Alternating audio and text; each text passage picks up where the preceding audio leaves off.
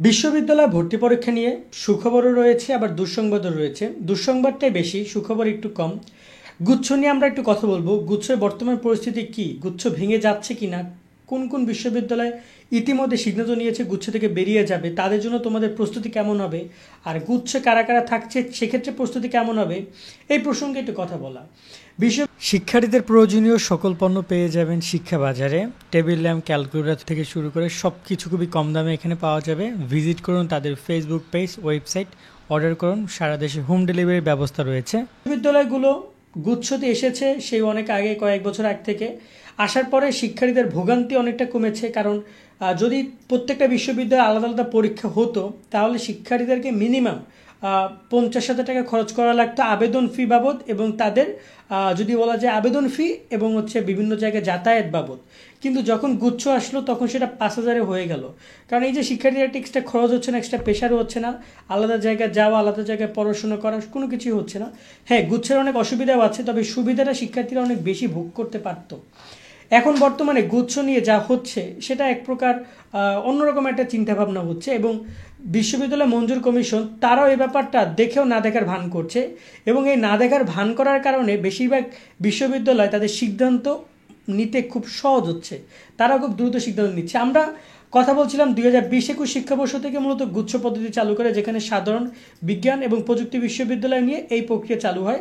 24-25 শিক্ষাবর্ষে আওয়ামী লীগ আমলে শুরু হওয়া পাবলিক পরীক্ষা ভর্তিতে এই গুচ্ছ পদ্ধতি থাকা নিয়ে শঙ্কা তৈরি হয়েছে, সেটা তো আমরা জানি। ইতিমধ্যে জগন্নাথ বিশ্ববিদ্যালয় কিন্তু সেখান থেকে বেরিয়ে গেছে, এবং এখানে ইতিমধ্যে একক ভর্তি পরীক্ষার তারিখ ঘোষণা করেছে প্রথম গুচ্ছের নেতৃত্ব দেওয়া জগন্নাথ বিশ্ববিদ্যালয়। অর্থাৎ অলরেডি 24টি গুচ্ছ ছিল, 24টি বিশ্ববিদ্যালয়, সেখান থেকে জগন্নাথ নাই, তার মানে সংখ্যা এখন 23। ওকে, দেন এরপরে বিশ্ববিদ্যালয়গুলো কি বলছে, এখানে একজন কথা আমি শুনছিলাম, তিনি হচ্ছেন হয়তোবা বিশ্ববিদ্যালয় মঞ্জুর কমিশনের, তিনি একজন এখানে শিক্ষা মন্ত্রণালয়ের একজন সচিব। এখানে তিনি বলেছেন যে এ বিষয়ে বিশ্ববিদ্যালয়ের সঙ্গে কথা বলে তাদের দেওয়া মতামত এবং বাস্তব চিত্র অনুযায়ী সিদ্ধান্ত নেব, এবং তিনি বলেছেন যে সামনের গুচ্ছ ভর্তি পরীক্ষা নিয়ে আমরা এখনও কোনো আলোচনা করিনি, কিন্তু অলরেডি কিন্তু ইতিমধ্যে বিভিন্ন বিশ্ববিদ্যালয়, আমি যদি নামগুলো নিতে চাই, খুলনা বিশ্ববিদ্যালয়, বরিশাল বিশ্ববিদ্যালয়, জগন্নাথ বিশ্ববিদ্যালয়, এখানে শাহজালাল বিজ্ঞান ও প্রযুক্তি বিশ্ববিদ্যালয়, গোপালগঞ্জ বিশ্ববিদ্যালয়, বেশ অনেকগুলো বিশ্ববিদ্যালয় কিন্তু গুচ্ছ থেকে বেরিয়ে যাওয়ার সিদ্ধান্ত নিয়েছে, কিন্তু তারা এখন পর্যন্ত আলোচনাই করেনি। এবং এখানে বিশ্ববিদ্যালয় ভর্তি পরীক্ষার ব্যাপারটি নিয়ে যদি দেখা যায়, এখন পর্যন্ত তাদের কথা হচ্ছে যে বর্তমানে গত বছর তোমাদের সিনিয়র ভাইদের যে বিশ্ববিদ্যালয় ভর্তি, সেটা নিয়ে তারা কাজ করছে। এখন পর্যন্ত তারা নতুন করে এই যে চলতি বছরে গুচ্ছ হবে সেটা নিয়ে তারা কাজই করছে না, কারণ এখনও সেই কাজ শেষ হয়নি। কিন্তু ইতিমধ্যে বিভিন্ন বিশ্ববিদ্যালয় যেহেতু ভেঙে যাচ্ছে, এক্ষেত্রে উচিত না যে শিক্ষা মন্ত্রণালয় বা ইউজিসি বা এখানে গুচ্ছ যে কমিটি, তাদের উচিত নেই বিষয়টা নিয়ে বসা এবং সিদ্ধান্ত নেওয়া। এখানেই দুঃসংবাদটা হচ্ছে যে গুচ্ছ পদ্ধতিতে পরীক্ষা অবশ্যই হবে। আমার জানা মতো অনেকগুলো বিশ্ববিদ্যালয় গুচ্ছ পদ্ধতিতে ভর্তি পরীক্ষা নেবে। যারা গুচ্ছে না থাকার বিষয়ে মতামত দিয়েছেন তাদের বিষয়টা এখনও চূড়ান্ত নয়। আমি মনে করি ইউজিসি এবং শিক্ষা মন্ত্রণালয় ভিসিদের ডেকে একটাই কমন আলোচনা প্ল্যাটফর্ম তৈরি করবে। উপরমহলের চূড়ান্ত সিদ্ধান্ত না আসা পর্যন্ত এ প্রসঙ্গে মন্তব্য করা যাবে না। এই মুহূর্তে আগের গুচ্ছের কার্যক্রম শেষ করতে আমরা কাজ করছি। তো এখানে কথা হচ্ছে, তিনি বলছেন যে এখনও সিদ্ধান্ত চূড়ান্ত নয়। তাহলে জগন্নাথ বিশ্ববিদ্যালয় তো বের হয়ে গেছে, তারা অলরেডি তাদের বিজ্ঞপ্তি প্রকাশ করেছে, সেটা কি চূড়ান্ত নয়? অফকোর্স চূড়ান্ত, জগন্নাথ বিশ্ববিদ্যালয় বের হয়ে যাওয়ার বিষয়টি সামনে আমরা হয়তো খুব শীঘ্রই শুনতে পারবো যে এখানে বরিশাল বিশ্ববিদ্যালয়, খুলনা বিশ্ববিদ্যালয় এবং যারা যারা বের হয়ে যাওয়ার কথা বলছে তারা বিজ্ঞপ্তি প্রকাশ করেছে আলাদা আলাদাভাবে।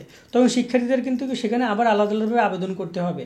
তবে গুচ্ছ পদ্ধতি থাকবে, পরীক্ষাটা থাকবে, এবং সেটা আদৌ কয়টা বিশ্ববিদ্যালয় নিয়ে থাকবে এবং সেই গুচ্ছের আদৌ কোনো মান থাকবে কিনা, এটা একটা কোশ্চেন আদৌ থেকে যায়। যেমন ঢাকা ইউনিভার্সিটি সহ বিভিন্ন পাবলিক বিশ্ববিদ্যালয় স্বায়ত্তশাসিত, তারা কিন্তু গুচ্ছের অধীনে ওভাবে আসেনি, যার কারণে আগেই গুচ্ছের মান নিয়ে প্রশ্ন ছিল, এখন তো আরও পরীক্ষা পদ্ধতি নিয়ে মান নিয়ে প্রশ্ন আসতে পারে সামনে।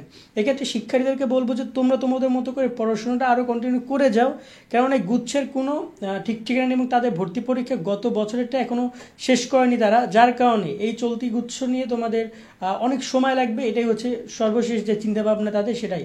এবং ইউজিসির যে কোনো ভূমিকা নেই সেটা কিন্তু বোঝা যাচ্ছে। এক্ষেত্রে দরকার হলে বর্তমান যে বিশ্ববিদ্যালয় মঞ্জুর কমিশন অর্থাৎ ইউজিসি, তাদের যিনি নবনিযুক্ত চেয়ারম্যান বা যারাই কমিটিতে রয়েছে না কেন, যদি তাদেরকে উচিত এ ব্যাপারে নিয়ে শক্ত অবস্থান করা এবং শিক্ষার্থীদের ভয়ভীতি দূর করা বা শিক্ষার্থীদেরকে একটা ক্লিয়ার মেসেজ দেওয়া যে তোমাদের গুচ্ছ থাকছে অথবা থাকছে না, বা এক্ষেত্রে বিশ্ববিদ্যালয়গুলোর সাথেই যোগাযোগ করে তাদের সাথে একটা ভালো আয়োজন করে বা কথা বলাটা উচিত এবং বিশ্ববিদ্যালয়গুলোকে কনভিন্স করা উচিত যে আপনারা গুচ্ছতে থাকুন অথবা না থাকুন, সেটা আলাদা আলাদা একটা ব্যাপার, বাট এ ব্যাপারে একটা সঠিক সিদ্ধান্তটা নেওয়া উচিত এই মুহূর্তে, এটা আমাদের মনে হয়। আজকের মতো আমরা এখানে বিদায় নিচ্ছি এইটুকু আপডেটের মাধ্যমে যে বিশ্ববিদ্যালয়গুলো বেশ কিছু পরিবর্তন আনছে এবং বিভিন্ন বিশ্ববিদ্যালয়, বিশেষ করে বরিশাল এবং খুলনা বিশ্ববিদ্যালয় আমরা শুনছিলাম তারা বের হয়ে যাবে। জগন্নাথ বিশ্ববিদ্যালয় অলরেডি 24টি গুচ্ছ থেকে বের হয়ে গেছে, এখন এখানে শুধুমাত্র 23টি রয়েছে। যদি বরিশাল এবং খুলনা বের হয়ে যায়, তার পদ আরও যে 5-6টি বিশ্ববিদ্যালয় ধরবে, তার সেটা তো একটা স্বাভাবিক প্রেডিক্টেবল বিষয় বলে মনে করছি। আজকের মতো আমরা এখানেই বিদায় নিচ্ছি। সকলে অনেক অনেক ভালো থাকো। আল্লাহ হাফেজ।